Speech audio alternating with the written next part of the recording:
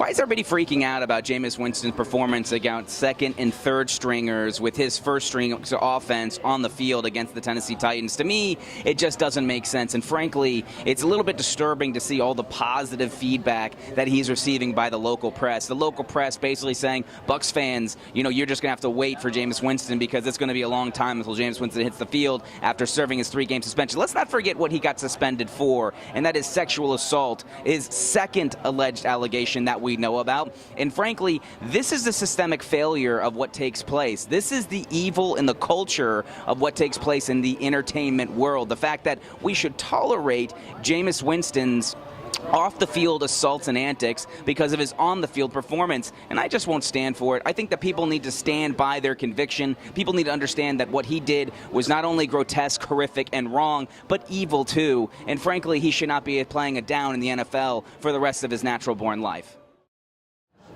It's really quite amazing to see what public transportation is like throughout the state of Florida. I mean, this is a country, the United States of America, that has spent trillions and trillions of dollars on warfare, like Jack Ma, Alibaba did in fact say. What could we have been if we'd taken those trillions and trillions and trillions of dollars and put it into infrastructure, education, transportation, invested in cities, invested in youth movements? What do you think this country could have been? Where do you think we could have been? We'd probably have flying cars at this point in time instead of reality TV shows, and we'd probably be aspiring to more and be living in a country that would be a true, wonderful Tomorrowland rather than one that's tearing themselves apart over a he said, she said type of opportunity.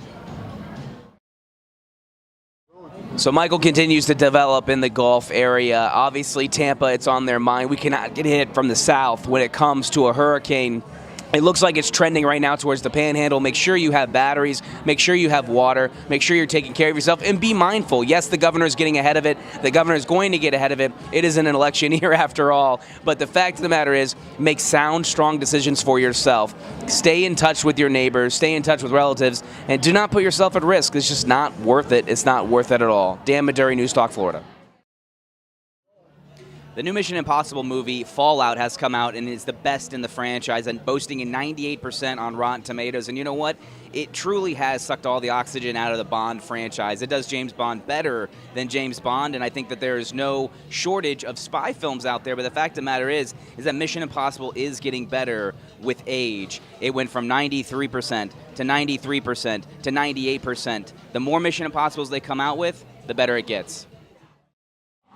So it has come to light that Mayor Bob Buckhorn of the city of Tampa is looking to become the lieutenant governor. He's been in contact with both Gwen Graham's camp and Philip Levine's camp, and it'll be interesting to see if they go with the city of Tampa mayor because he is so moderate. I mean, Mayor Bob Buckhorn had a great opportunity to really be a polarizing figure, a lightning rod for the Democratic Party, especially in the first year of his term where he found himself hosting the RNC here in 2012. But the fact of the matter is he was very moderate. He was very fair. He was right down the road. He appeased Republicans and Democrats alike, and that ultimately hurt his political career and his political future because he's not able now to turn around and run for governor of the state of Florida because he doesn't have that built-up coalition within the fringe left. It'll be interesting to see if he is a lieutenant governor or if he is tapped to be lieutenant governor and where he goes from there. Dan Maduri, NewsTalkFlorida.com.